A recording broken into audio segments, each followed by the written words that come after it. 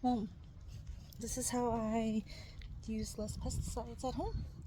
I line up my property with a bunch of chives.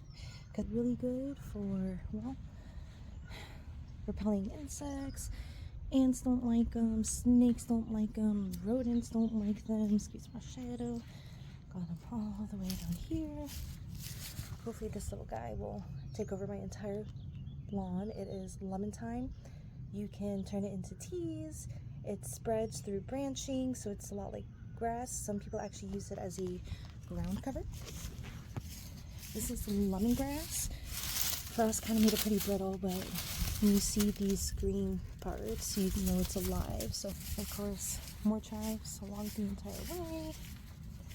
And this area always floods really bad during the rain with my water spout. So I've got chives because they like rain.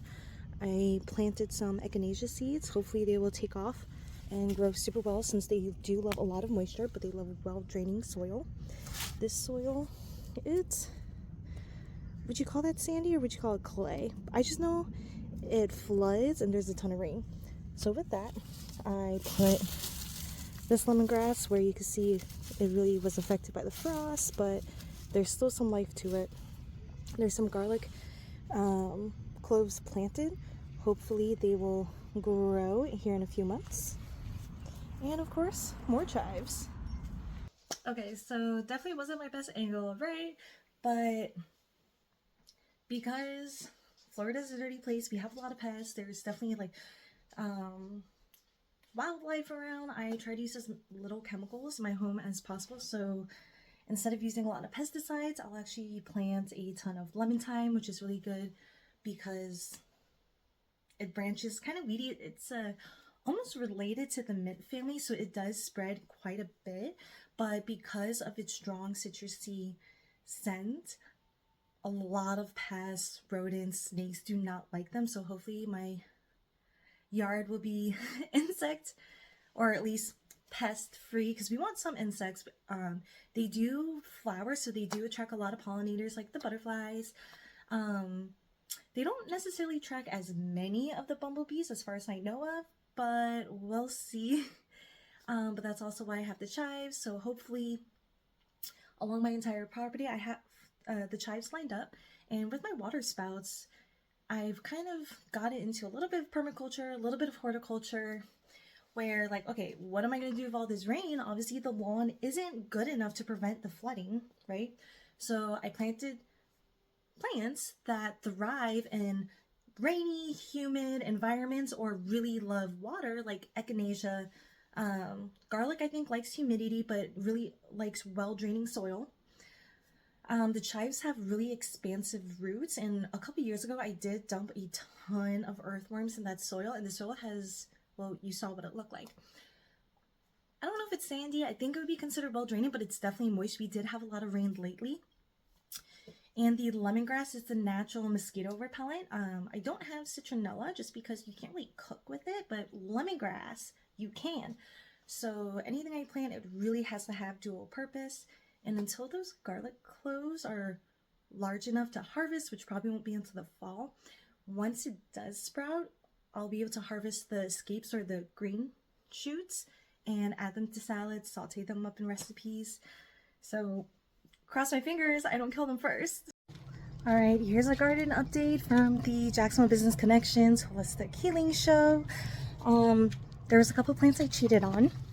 I bought them from Eat Your Yard Jack's during their herb festival.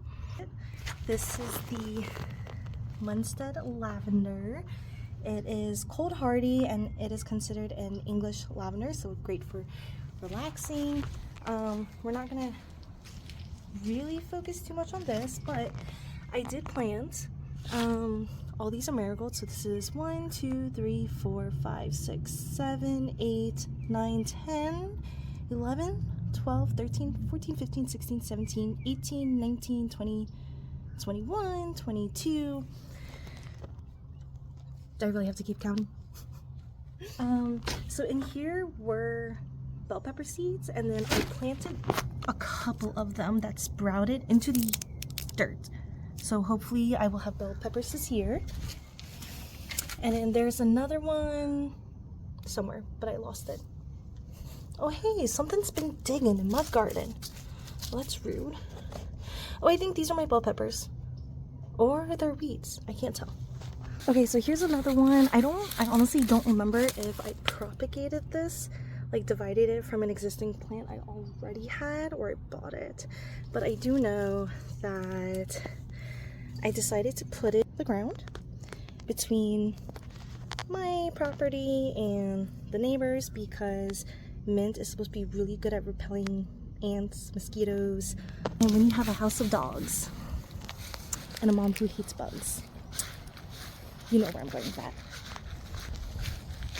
Okay. Oops. Another section where I've been putting a bunch of compost. Oh, thank goodness. So this is my passion vine. I don't know if this is one of the edible ones or not, but this winter has been really rough, so I actually thought it was dead, but it's not. So this is some chives I stuck in the ground. This is a mint I was able to plant, and hold on, let me move all this. Ah! Oh no! Okay, better. I have to put these barricades up so my dogs don't eat all my plants again. How rude, right? And then I've got mystery plants. And I say mystery because I don't know if this is my compost sprouting up or if these are, whoops, stepping on my seedlings. If these are, that might be a weed.